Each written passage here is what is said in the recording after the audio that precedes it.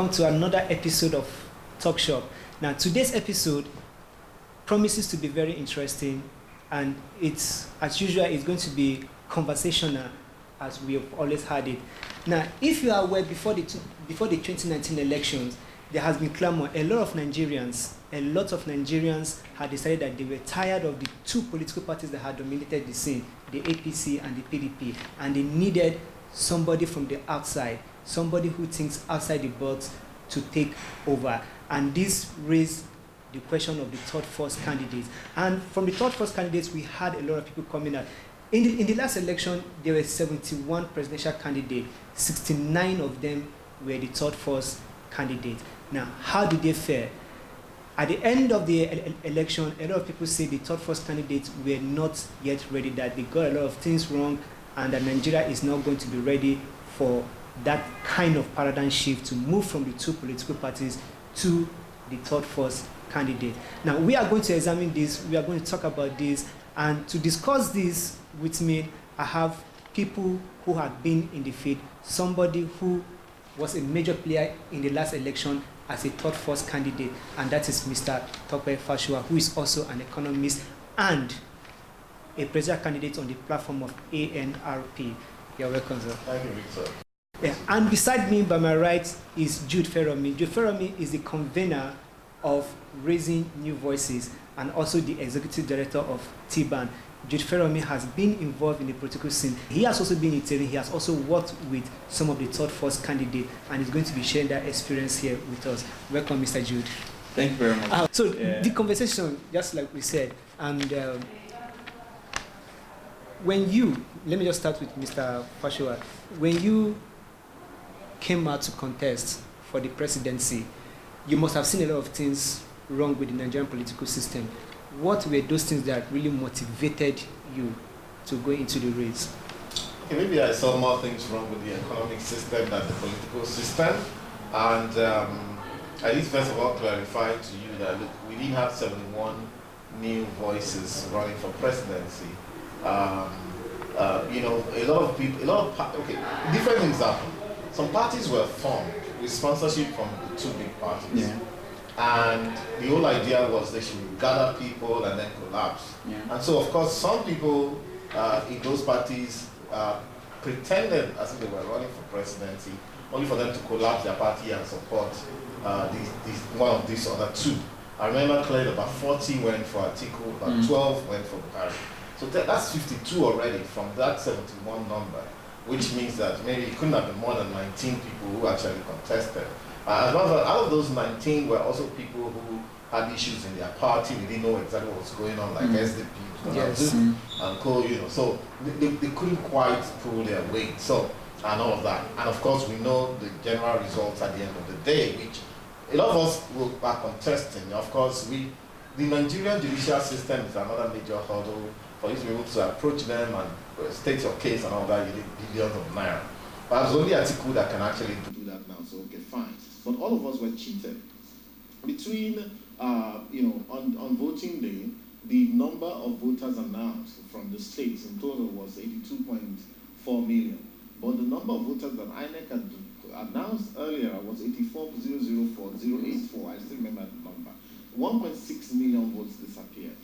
Between accreditation and voting, which took place the same second, 750,000 votes disappeared.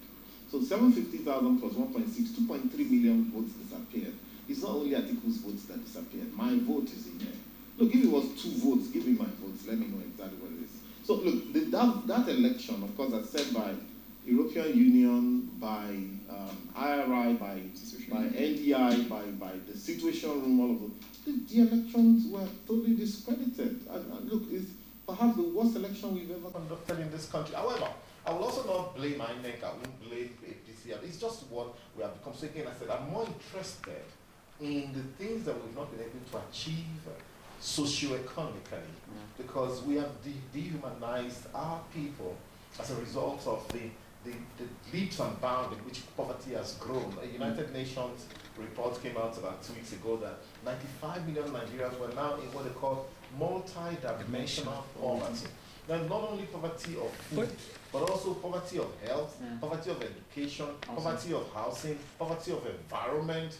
You know what I'm saying? So that's actually my concern. But I would say clearly that the number of serious, look, they decided to put up that rhetoric in order to discredit the few people who they didn't listen.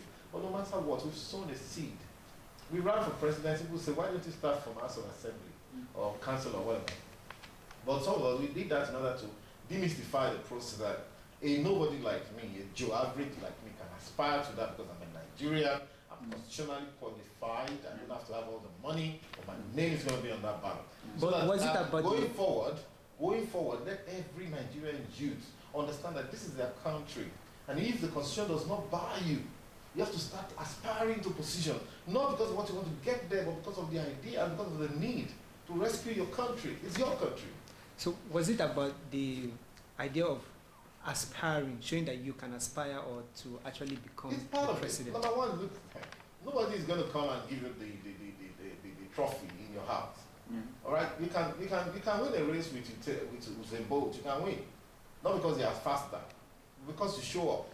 Maybe by the time you get to 50 meters down the line, he pulls the muscle, and you wobble and you win. Yeah, but you came there. So fine, of course, the first thing is, yes, you are aspiring. Like I said, the symbolism of aspiring. Someone said the other day, one of the older guys said he supported Atiku this time because he knew that it was actually going to be either Atiku or Buhari, the other ones are jokers. But it's a big mistake. In fact, we say we believe. A lot of people are believers, Bible thumping believers or Quran thumping believers. But in those two books and in the history, which we are refusing to learn from, you will see that the people who made the changes were actually the so-called nobodies. In the Bible, how many do we need? What was David in the Bible? It was just the shepherd, just minding his own business. And because this is the guy I'm going to use. You know what I'm saying? So, and there are so many of those kind of examples. A lot of the prophets were like that. People who they had written of, even Jesus said, what can anything could come out of Nazareth? At 33, he moved the world. You know what I'm saying? So, the step of faith is what we're a faithless country. I don't care how many churches are on the streets. A very religious country. Very religious, but faithless people. That's the truth, and of course, so not only that, we need to, because again, we have a beautiful country, right? Sometimes I try not to fall into that bias. Let's not be biased and say, it's the best country in the world, maybe because you were born here and this is what you've always known. Someone who's born in Alaska on an Eskimo believes that, look, this is the best place in the world, and live in my igloo made of ice and so on, but whatever the case may be, this space that we have been given, born into, and be acclimatized to, we have a duty to ourselves and to God to try and make this a better place for ourselves. I believe that that's the reason why human beings are created. And of course, I think we needed to show that example that enough already. That is a few people that consider themselves into the be-all and end-all of this country. They believe that without them, nothing can happen. We said, no, we're going to challenge that scenario. So Jude, if I may ask, while all this period, during the election period, did you ever believe in any of the turned first candidate that they could spring up a surprise and cause a paradigm shift? Well, there's something that I kept saying during the elections, and it was that Nigeria is a country where anything could happen. Anything can happen. And yes, I believe that there was, the time had come to have a different conversation about the kind of leadership that we have in this country. And a lot of people will tell you that, the conversation that I and Mr. Tope was having before now, Nigeria, if you look at the data, we're heading to hell, right? It's a picture that you don't even want to imagine. The indices don't tell you that Nigeria's population, for example, is increasing at a rate where our economic growth cannot catch up. And the poverty, you mentioned multidimensional poverty, for example, and the more poor people we continue to manufacture, right, the more we continue to expect crime, and the more we continue to expect that people will be kidnapped. And you look at that and you try and picture what's our future going to be, especially for my generation and yours. What's our future going to be like? We have, I don't know if you have kids, but I have friends who have children. I also have friends who have children. And can't sleep at night. So you look at that and you want to have I believed that at that point we needed a conversation that was different from the recycled leadership that we have, and I still do believe that at this point right now we we need an alternative. Alternative. Sorry for you that somebody would want to come out and aspire, like just like maybe to aspire, like he said, aspire for the position to show that as a Nigerian, regardless of your background, whatever, your name can be on that ballot. Was that what you're looking for? You're looking for somebody who will really cause that change, sway votes to his side. So for me, like you also mentioned something that, you in Africa, there's a proverb that says that you can use one stone to kill two birds, right? And most of the times when you go to an election campaign, you have various objectives and various goals. So that's why when you meet the candidates, you ask them, do you think you ran a successful campaign? Even though the candidate did not win, he might be able to tell you that I ran a successful campaign, right? But again, for me, I think it was just beyond the aspirations. And I also mentioned this in telling you that at that point, which is one of the things that raising new voices and the approaches that we took during the elections, at that point, I believe the conversation had to start about changing the leadership of this country from the recycled leadership that we've had over the years and changing to an entire class from what we've had. And if you look at that conversation, it could start anywhere, right? Raising New Voices supported 25 young people who were under 35, right, and were running for the House of Representatives. Nobody else, right? There were candidates who were running for Senate who were young people. You had GRB from PDP. You had a lot of people who were running for Senate in other parties, even in the APC, right? But we said, if we are going to start that conversation about changing the leadership of our country over the next years, not even just for 2019, but for 2023 and beyond, right? We can start somewhere.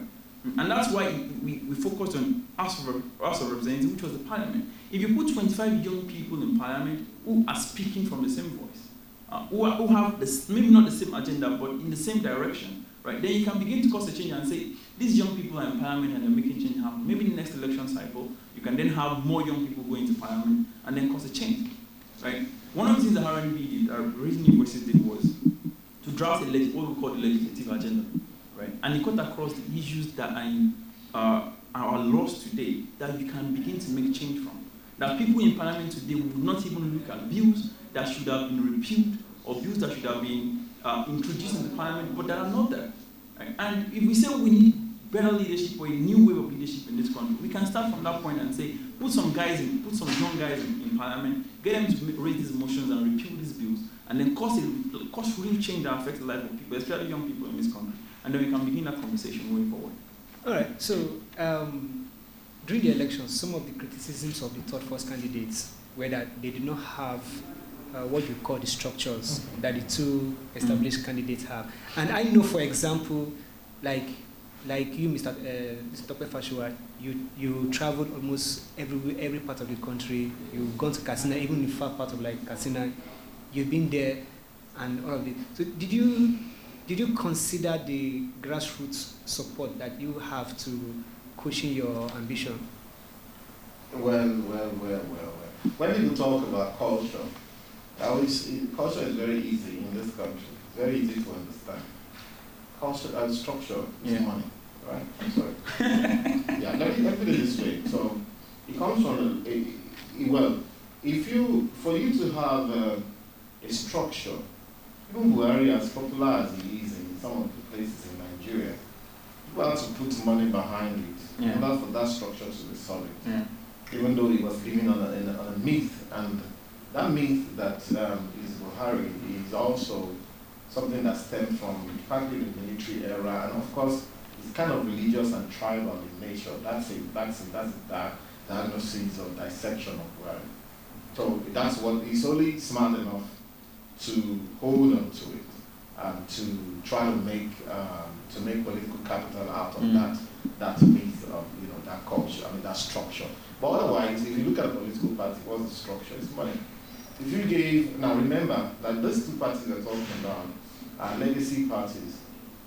In 1997-98, they started putting together PDP in Bolingo Hotel here, and it was Alex Ekweme, they called them the G34.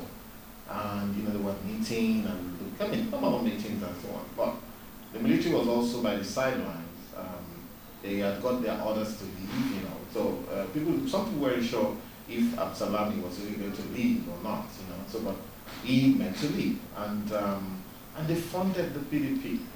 And not only the PDP, when the Constitution of the Federal Republic of Nigeria, at that time, says that a political party must be funded by the government. So it's sweet. So when they started out in 1999, all of those parties were funded by the government, including the Labour Party and AG, all of those parties, that formed, that some of them that came together and formed the APC now have always been funded since then. Now, so why is structure equal to funding? Now, the way it works is this: if you have an accountable party, what should happen is that you say that, look, we have an ESCO, a national ESCO, let's say for argument's sake, for 20 people, and okay, so you have in your constitution that every time this ESCO meets, these 20 guys, they're going to get 50,000 naira each, and they're supposed to meet maybe 6 times a year or 4 times a year, 50,000 naira each, everybody will come. Now you now say that at the state level, they're supposed to meet, let's say, 12 times a year. But every time they come, can we pay them 25,000 as sitting allowance? Everybody and their brother will come. Then you get to the local government level, they're paying us 10,000 naira, 15,000. Imagine what you would do if we were paying people meeting at ward level 3,000 naira, 3,000 at ward level. Everybody and their grandmother will show up. That is structure. So now, one time I wrote an article and I calculated it all. You're going to need a few billion, but you can get it done. I think one of the analyses about 16 billion or thereabout over the next 4 years. If you had that much, you can actually create a new structure somewhere that people know that it's happening there, and that's what we buy now. So part of it dovetails into the economic problem that we're talking about, that we are so poor that with 2,000, 3,000 naira, you buy them over. They will begin to believe in things that they've never believed in before. So that's the structure. I traveled to at least 32 states of the Federation. I saw Nigeria in its bare essence, and I got to some places, and of course, I knew that any one of us who was kidding himself that I was going to win doesn't know what he's talking about. You can't win this because the place I got to that they didn't even know Atiku. Right, so I knew, okay, Buhari would take this because it was going to take it because of the poverty thing that's going on in this country, which the leaders of this country have consolidated upon. And it's a shame that they will consolidate on the poverty, right? Because you're basically exploiting and you're killing people. Which is why it continues to Exactly. You're basically consolidating the poverty, you're basically exploiting the ignorance of people. I was thinking about, look, right now, some numbers have come out that 16 million children are on the streets. In this country. Now? Yes. Recently, that's a recent number. Yes. 16 million. Who's doing anything about it? Nothing. The government a few weeks ago said they were going to ban a marjorie. 2 days later, they reversed themselves. Who's doing anything about that? And when they did that, the whole argument around that time that took the cyber states in Nigeria was about cows.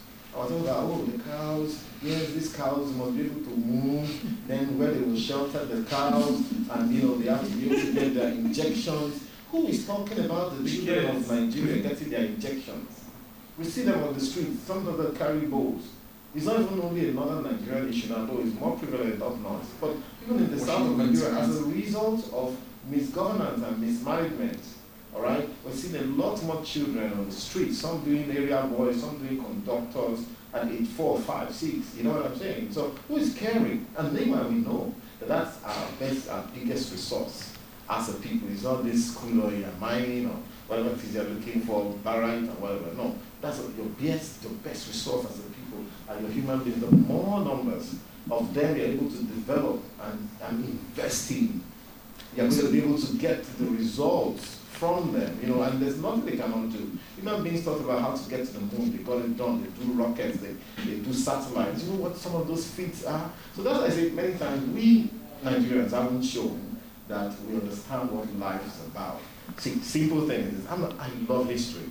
I'm a historian, I'm a collector of documentaries, right? So I've learned so much in my spare time. I know all I'm saying to Nigerians is this: learn to read the history of other peoples to understand how yours will pan out to a large extent, and where necessary to learn lessons from the mistakes of those other people. But for you to think that you're going to be able to short-circuit a lot of things and jump over, just as we're able to move from landline and everybody is using GSM, it'll only happen only once in a while. and many times at great cost that sometimes you may not be able to afford. Number one, if you look at it, people say that, yeah, we're able to jump from a landline and use the DSM and all of that, fine. But you don't expect that your economy, if you're not lucky, your economy will go through the ups and downs that other economies have got to. Look, in the year 1611, all right, in the year 1611 in the US, there was a drought. This drought, at that time people had just started migrating from Europe into the New World. There was a drought. The drought and famine was so bad that in the night, husbands and wives sleeping together. One will wait for the other to begin to snore and kill that one and cook them and preserve them. People were digging graves of dead people, unearthing them and cutting them to cook and eat. Do we know what people have gone through? The bubonic plague, the black plague. Millions of people dying in Ireland, in England, in India. We don't even know ourselves. Just 2 days ago, I was reading this guy called Ed Keazor, fantastic guy, based in the UK, I think, does some things on history. In fact, he proved that it wasn't Flora Shaw that named Nigeria as Nigeria. Shashore. Sorry? Is it Shashore? Shashore also said the same thing. So I've been watching this one. Yeah. They've done some TEDx talks, both of them. So watch those two guys. You know what I'm saying? These are history. History is important.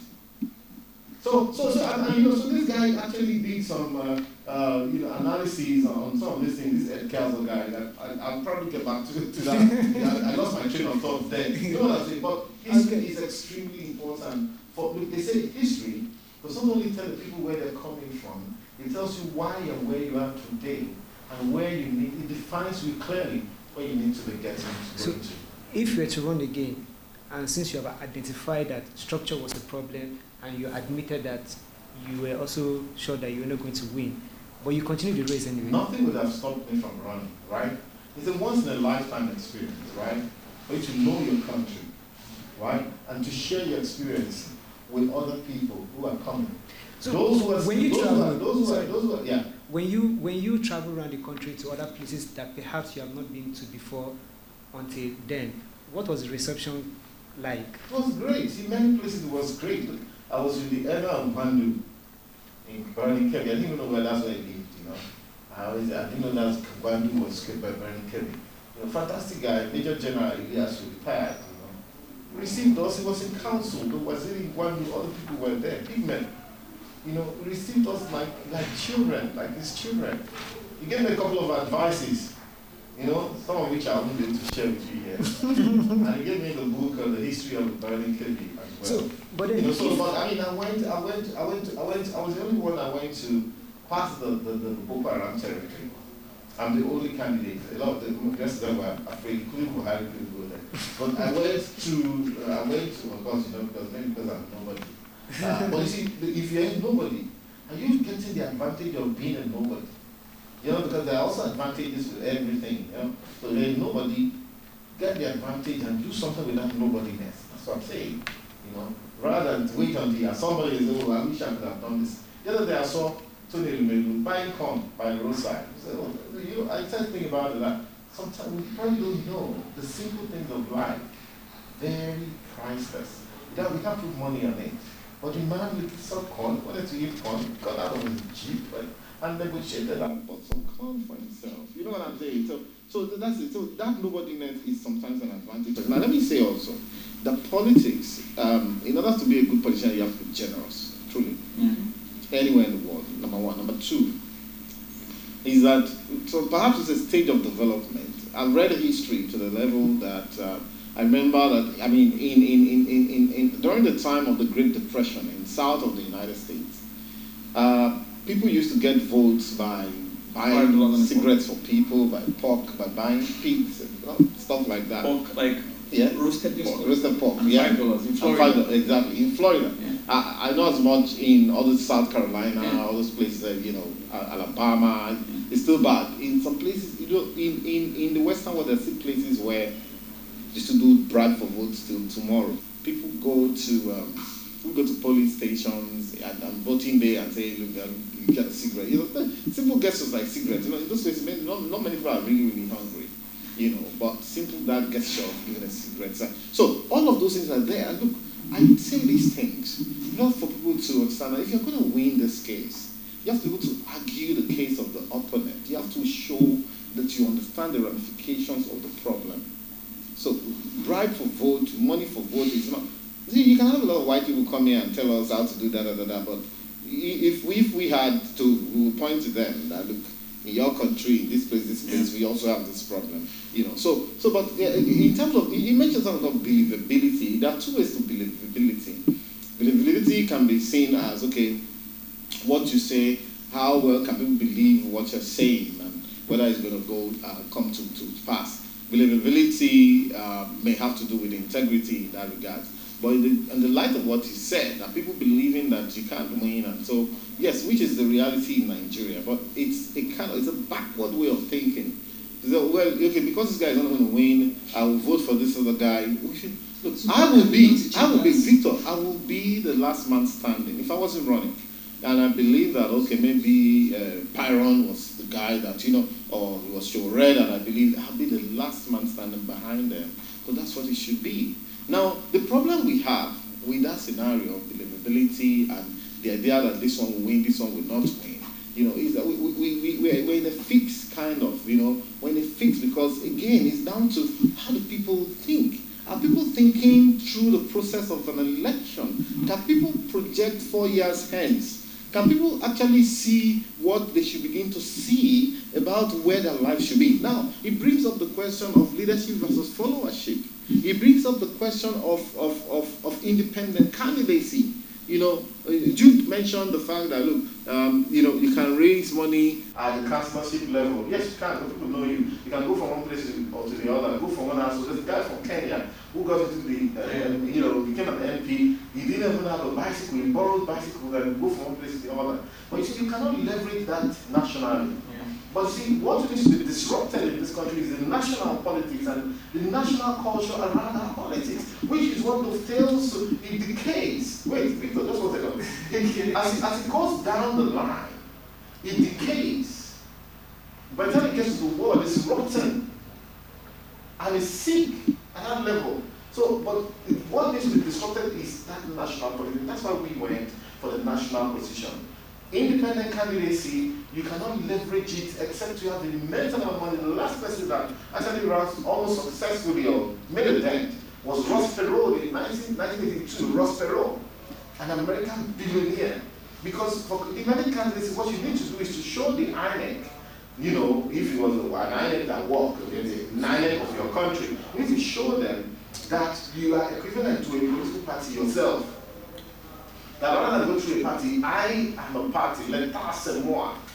All right? I am equivalent to a party, I have the money to ensure and mobilize the people. So first of all, to run as a president on an independent candidate, you have to be able to recruit at least 100,000 volunteers spread around the country who will go and take signatures for you. It is that signature, look, they come there and say, look, this person, Ross Perot, is running on independent candidates for the president of this country. Oh, do you know Ross Perot? Yeah, he wants to run, will you sign for it? Okay, no problem. That's how we need to recruit people who will vote for you because they're giving you that. And that list that they collect, we will send back to the INEC. The INEC will vet it, then release it to your opponents. By the time they call 2 or 3 numbers and they are fake, then either you end up in court or they disqualify you.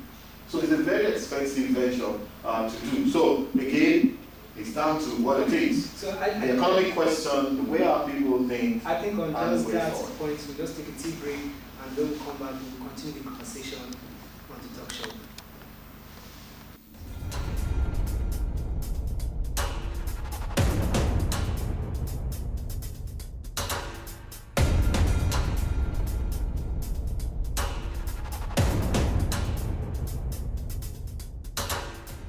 This is the talk shop. Thank you for still staying with us. This is still the talk shop, and I still have Mr. Tope Fasua and Mr. Jude feranmi in the shop. So moving on straight, and another conversation I would want us to have is, okay, for example, Mr. Tope, if you had won the election, what is that change that you would have brought into the government? Well, running in that election, I had about 50 ideas, which I had my own strategy, knowing I don't have all the money. I did this small pamphlet. In front, you could have my picture, my party. At the back, you could have an idea. It was maybe about security, about housing, about the economy, about growth, and all of that stuff. So my own forte is in the economy, and I believe that it is the way that the economy has been messed up that has demonized a lot of Nigerians. Talk about the good old days. A few things have happened, you know. In the so-called good old days for Nigeria, in the 40s, 50s, 60s, what you had was a lot of people living in the villages who didn't know, you know, what was up, you know, and they were just living ghetto fabulous, they were fine. In time, they saw that there was stuff going on in the city, people started moving, new children were born, and there were teenagers that moved into the cities and so on.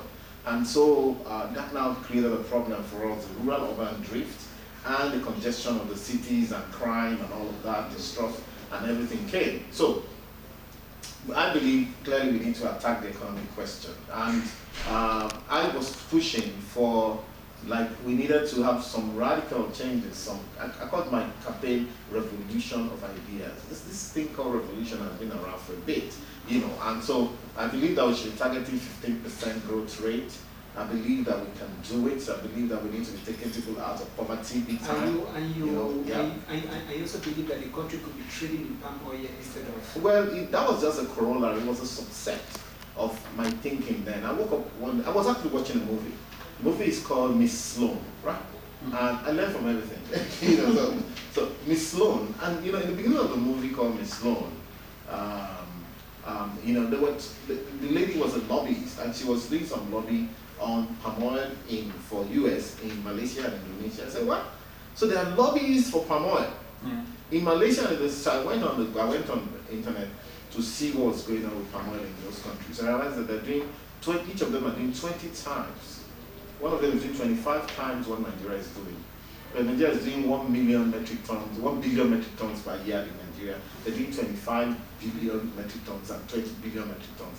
And indeed, they actually got some of these seedlings from here.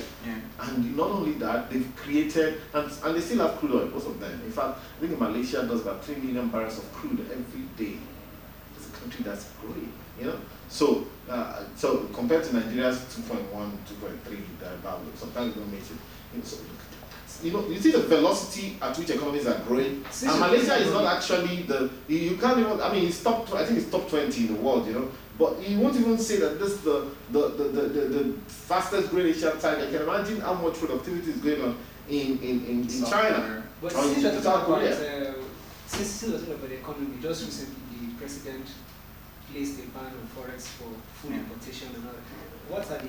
What are the implications, both social, economic, and otherwise? You know, since 2015 that President Buhari came in, there's, you know, you try to explain his own economic understanding of how he thinks the economy should run.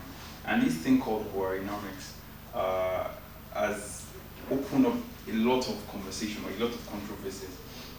President Buhari's, at least in my own opinion, right, is to ban all bannables, right, and restrict forex to as many products. For example, there are 3 items on the CBN list that has been restricted, and now is introducing and saying food companies should also be banned from accessing forex. There's a fundamental problem to that, and I'm going to try to lay that in a very simple way, the way I understand it, right? You want Nigeria to be self-sufficient in agriculture. On one note, all countries that, if we want to follow our vision 2020 in code, to say that Nigeria wants to be one of the top 20 global economies in the world, right? Agriculture is not where our focus should be as a country. Where should our focus be? Technology, right? There are lots of sectors. For example, manufacturing in Nigeria as a share of GDP is about 10%, right? There is no country in the top 20 countries in the global index that we want to be that is not an industrial hub. That's not a manufacturing hub. None. So, right? Now, just follow me, right? Okay. Now, Nigeria comes and says our focus is going to be on agriculture for 2 reasons that I know. They say agriculture is going to give us food security, and agriculture is going to employ our youths that are unemployed. Now, when you think about agriculture on a very large scale, that can employ young people the way that the current government thinks about it. The only way that agriculture will employ the massive number of young people in this country is through labor. And the kind of productivity that you get from human labor in agriculture is not the kind of productivity that gets you to even compete in one of the top 20 countries in the world. It won't happen. I see him nodding, like you agree. It's the truth. So let's even take aside the fact that agriculture, right, is in a sense, is a primitive industry, is a primitive sector, right? When you combine all the value chains of the agricultural sector, compared to what you have, for example, that Morocco would do in the automobile industry, not by making their own cars, but by supplying parts to all the car companies in Europe, right? So it's for me. I get a point, and I think we should just run to the final discussion. What we discovered now. So we look. A lot of Nigerians, like I said earlier, a lot of Nigerians wanted a shift from the two major political candidates, and most of them were angry that this third first candidate could not come together. Forget those guys, seriously. So yes, forget those people guys. would have expected. They shouldn't even actually show respect to those who fight. If everybody was sleeping in the house and pointing finger, and it's easy to coach from your couch. Jude, wait. It's very easy to be a coach from your couch. Say, if I was Mourinho, I would have changed that one. I would just run like this, and then I'll just score. It's easy. Show respect first. The people vibe. Look, I'm a private person. The moment I stepped out, I was getting calls. Look, you're going to be killed. You know what I'm saying? You think it's a joke?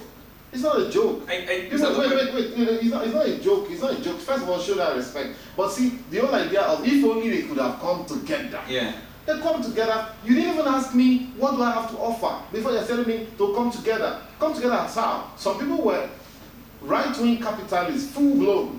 Some were leftists, socialists, communists. How did they come together? So let people go. Yeah, that was the case. That was the case. So Shure, for example, is more on the left-wing side. Yeah. I'm a bit of a left of center kind of person. The Kisri is somewhere on the right. You got to be careful because we're talking about ideologies here. You don't mesh ideologies like that. Yeah. You know what I'm saying? To say, okay, and some didn't even know anything about ideology. Some were coming in just to be seen. Some had no ideas to even show the world and say, this is what I have to offer. Is that the person you're going to step down for because he just wants to hug the limelight? Some were playing all of that in order to go and towards the tail end just bow down for Buhari and that was it. And get an appointment. You got to be careful. This is politics.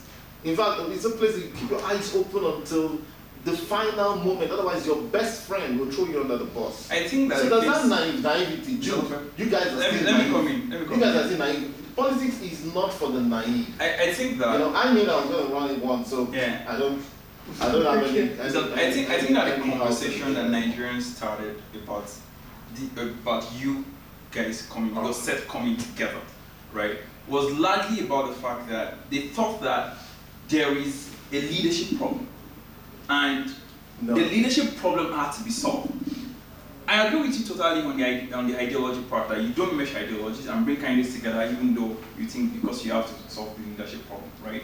But there is a sense that if you did not go forward, which is the problem that I have, if you did not go forward as one voice, then it is obvious, which is one of the things I also mentioned, believability, then it's obvious that the problem we're trying to solve here is not getting away or chasing away people who currently occupy the leadership space. The problem we're probably trying to solve is to get young Nigerians like you, like myself and you, and my generation, to be able to aspire to this leadership office and change the status quo. On that note, it was a successful campaign, right? But if the basis, if the basis of the campaign was to change the leadership, then it doesn't work. Jude's corner, they are painting a very utopian picture. You talk about one voice. Even APC doesn't have one voice. PDP doesn't have one. In elections, they had one candidate. Well, one candidate at the end of the day, one party. NRP is one party. We had one candidate. You understand what I'm saying? We had one candidate. Our idea, We were one of the pioneers when we moved ahead of most others before ANM, before AAC and all. We were. You can't say You know what I'm saying? For example, Mr. Yeah, COA had been around for quite a while. You know, they look at the story of COA. You will see the metamorphosis of parties. You know, and the fact that sometimes you lose people, but you have to just keeping on. But you have to hold on to that whatever ideology. Every party has an ideology in Nigeria. In INEC, you can't register a party without having an ideology in your paper, whether you now believe in that ideology or not. Our ideology in INRP is neither socialist nor capitalist. We don't believe in those isms. We say, listen, let's choose the best. We call it pragmatism. We're going to choose the best. Pragmatism. That's an ism. That's fine. But wait, we're going to say we're going to choose the best policy for the people of this country that works best for wherever it's coming from. So, capitalists, we're going to take your entrepreneurship, right? Entrepreneurship is good. Let our people go and do entrepreneurship. Fine. But socialists, the United States has a huge social security system. They pay, Obamacare, for example. We don't have that. You go to Lagos, you see people around the airport with tumors on the streets, right? And you see people in our TV begging people, they have a kidney problem, please come and save them. All those countries have kidney issues, they have all those things too, but you don't see them on the street because they have social problems. So we should be able to mesh the two. That's what we believe in NRP. So, but the point is this, you're not going to have a scenario where people are disparate people who you don't know who they are talking. People say, look, be careful who you buy for because you don't know who they are buying for. You don't know where they're coming from. You don't know what's in their mind. And you just say, oh, yeah, just come together. No, let's show respect that people came out who would not have come out before because they will tell you that it's not your time. Go and sit down somewhere. I think Victor, please. I agree that the body respect part. Let us show respect, right? If the problem we're trying to solve is inspire other people to come out, right? One thing I didn't see, and this is me being honest in sort of way.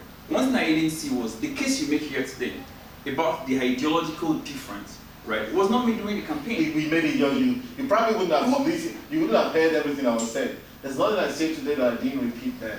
And that was it. In fact, I wrote an article about the pact. We are different. I wrote an article about the pact, and I did say all of this thing. Before the election? Several articles about the pact. Go and read it. I mentioned it there. So maybe eventually and we have to be careful. And you can see a lot of our people, like 12 guys stood down for Buhari 2 days before the election. Yeah. I know those are the people that we were like dragging and saying we thought they were real. You know what I'm saying? Because you know what? If you stand up, you look at concerned that they were disrespecting the candidate. They were looking for the fact that votes are going to be divided across this. That is a very primitive thinking. Primitive thinking. That's it. You know what I'm saying? Votes to be divided, all those things. I will not go. Let me repeat what I said. Primitive thinking. That's because they haven't suffered enough. But you agree with me? When people suffer enough, let me tell you, by the time the way this country is going now, with the wastage and all the mismanagement and inefficiency everywhere, how are we going to get to that point? It's a very painful point. Even when you see all these IMF and World Bank come here and they tell you, remove this subsidy, remove that one, increase this one, increase that one. What they're saying, in essence, is push your people to a point where they become uncomfortable. Now, when you put them to that point, they will fight back. And that's how democracy works. Because they say, oh, tax the people. If you are not taking taxes from people, they will not understand that they need to choose the next government. But if you are taking tax the people, sometimes it hurts them. When you remove the subsidy, it hurts them. But then they push back. It's a very expensive process. So any which way you look at it, whether you look at it from that angle or from this other angle, it's a very expensive process to run. However, the bottom line still remains. Look, I would say that the people who fight, they took risks, they spent money, they ran around to get this done. We don't have to solve. We have to have a strategic view of things. I can't reconcile that. Wait. No, let me land. So you can add that to your You don't have to, don't worry. You don't have to solve. See, no matter how bad the problem, look, they say if your body is scratching, you won't use a knife to cut your body. You don't have to solve all the problem today.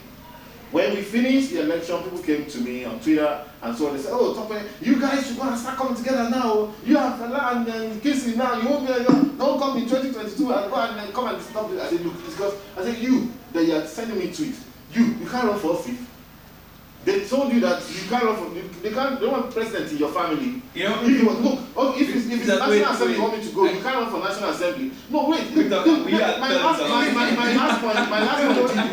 last point, Jude, is that you guys should stop looking for superstars. There are no superstars anywhere. That's what I'm saying. You are the superstar. So it's not a case of Tope has gone, Oshore has gone, they must keep going. Says who? I'm in the vanguard of recruiting new leaders in this country now. Let as many young people as can vie and run for office. Don't rely on me, I'm not your savior. Two things. Number one, I cannot reconcile what you're saying. I agree with you, your points about it, sir. Right? But I cannot reconcile what you're saying right now to even imagining that you could have said this before the campaign, before the election. No, you couldn't have said to the Nigerian people that we don't have to solve all the problems at the same time, at one time. You couldn't have said that. Because if you said that, people would say, Mr. Tope is running for aspirational purposes. Well, right? Some people said that. I didn't care what they said. You know what I'm saying? But the second thing is, I cannot again reconcile that for this primary purpose, for this campaign, right, we face the problems that Nigeria is looking at. Increasing population, low economic growth, crime going on across the entire country, right? Last year, my dad was kidnapped, right? I know people, I was going to run a poll on Twitter to say that if you know somebody who has been kidnapped, right, please retweet this, and you can see the number of people that know people. There's a friend of mine who, just last week, his sister was kidnapped. Last year, his mom was kidnapped, right? Now, we face all these things, all these problems, and impending chaos. And we go to an election, and the thing that what Nigerian people want, which is the case I'm trying to make here, is that this is not the time to inspire Nigerian people on Twitter are from different from Nigerian people. Don't say that. Listen, when you see the real very Nigerian 30,000 rand phones to go on Facebook. Forget it. Right? I'm telling you that those Nigerian people, even though they are that whatever, they are different kind of human beings in Nigeria, and the majority of the people are not on that Twitter. Okay. They don't care. Even when they're on social media, they're different. They're driven by different different metrics. But we have the same problems. They There's don't crime let me everywhere. tell you, people have been The so bad. population is increasing You don't everywhere. understand the Machiavellian strategy that has been used to lead this country till today, till tomorrow. If you understand, look, page 7 of Machiavelli the Prince. He said, look, when you want to destroy a man, break his hand, break his leg, squash his mouth, take out his vocal cord, make him useless, freaking vegetable. If he has children, you know, like Kaiser Soze in The Usual Suspect. He said, it will kill you, it will kill your enemies, it will kill all your family, everywhere they are. In the So the kind of mindset, Machiavellian mindset, that has been used to govern this country today to dehumanize. So what it means dehumanize? You think straight. Most Nigerians don't think straight. That's the truth. It's going to take a while. However, what will not take away is that the attempts must begin. And that's what we're doing now. The attempts must begin. And we need more people to make that attempt on the leadership of this country. No, I'm not running. Look, for several reasons, I keep my words. I said I'm not running. I told you before the election, I said, look, if you want to vote for me in your life, vote for me now. Because after this, I'm not doing anymore. You know, because again, I said, look, I have to make the space for someone else to come. I saw myself as John the Baptist. Some people who are greater than me will come. People like Jude, they are greater than me. You know what I'm saying? And there's You're patronizing no, listen, don't run away. See, he's trying to run away. We said he should run, he's trying to run away. You must run. If you have all these ideas, mainstream your ideas, sell your ideas to the world. Whether you win or not, people don't understand. Listen, what I told people when we started our party, I said, look, you have to have a startup mindset. We're in a startup generation. People like you, they're running startups, I'm running startups. But you don't understand what it takes to run a startup. When you run a startup, you are the cleaner, you are the salesman, you are the MD, you are the this, you are the that. You are the guy fixing the electricity as well. And in startup, you understand that, look, you must fail in order to win. So, see, there's nothing wrong that we ran and failed. No. But we have to start. That's what they call start up. You know what I'm saying? So we started. Now is the time for them. Jude, listen, let me tell you, whatever they do, you saw these old men that are running internet. The average age of the ministers is 60. It's older than the one they had in 2015. Whether they like it or not, natural selection, they'll get tired, some of them will die. It's going to be the turn of the next 70. Before we run up. I definitely agree with Mr. Tope that they running, the alternative running in 2019 in the elections was not, of course they should have run. Of course they have the right to run. And yes, they inspired a lot of younger people to run for elections.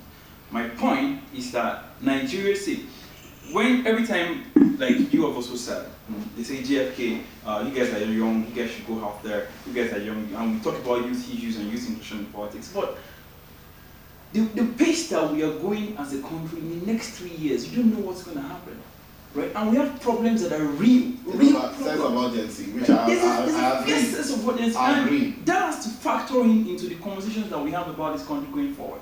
Right? The leaders are leaders of tomorrow. Tomorrow is not promised in Nigeria. Yeah. Okay. It's not. So you're right. You're right. What do we do? Okay, wait. Let me ask you back. So what should we have done? We ran. We couldn't take arms. We can't take arms against the country. Yeah. That's the only thing that was left to do was to take up arms against the country. We said no. Let's go to the polls. I'm one person. I support what Shure is doing now to the extent that I don't believe in violence, but I believe we need something in the mode of the Arab Spring. Yeah. We need something in the mode of what they do in Thailand, sit-ins. People sit down and say, we're not living here until something happens. Yeah. And I believe that the government is taking notice of some of those things. All right, so fine. It has been an interesting discussion. Like, okay, I actually wish we can have this. So maybe perhaps this is just... The next time should be 3 hours for this discussion. Okay, so this is just the first series of the third first candidates discussion. We're going to be having this and we're going to be having this again, and hopefully we'll have the economist, Mr. Tope Fasua here, and Kisley was supposed to be around, but also travel arrangements. But we'll have more of this discussion going forward. This is just the first episode. This is just the first part of discussion. We're going to have the second part of discussion. I remain Victor Tehemba, and this is still the talk show. See you next time.